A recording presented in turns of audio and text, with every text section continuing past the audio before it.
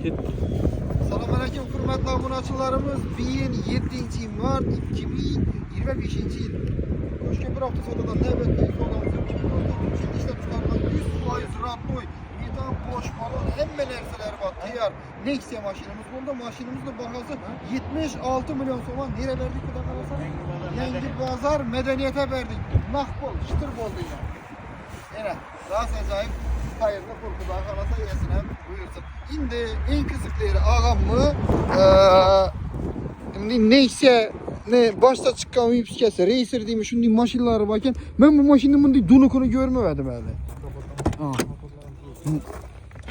Öte zor halatta maşinini benzindeydi hep böyle. Maşin benzinde metan koyulmadan az edlerden gösterip öteme. Seslerini görseniz de maşinini çizdiğin İbirlere karanlığa. Vapşi şikalan tuttu. Kondisiyoneri var, hidrolikesi var. Şimdi lüks kondisiyoneri desenizler hem boladı. Hem nersesi işliydi. Karanlığa maşinini 18 milyon sonra hesaplap aldık. 20 milyon sonra olsa veremiz. Bir katarıyla işleri öte akuratlı. Bunun diye akuratlısını görmedim.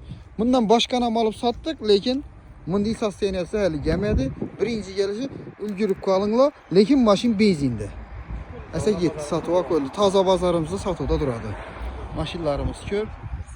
Usta soğudadan razı mısınız? Yaxşı günler eminim. Siz hem hayır versin, bizler hem hayır versin. Maşininiz zor eken gep yok ağa.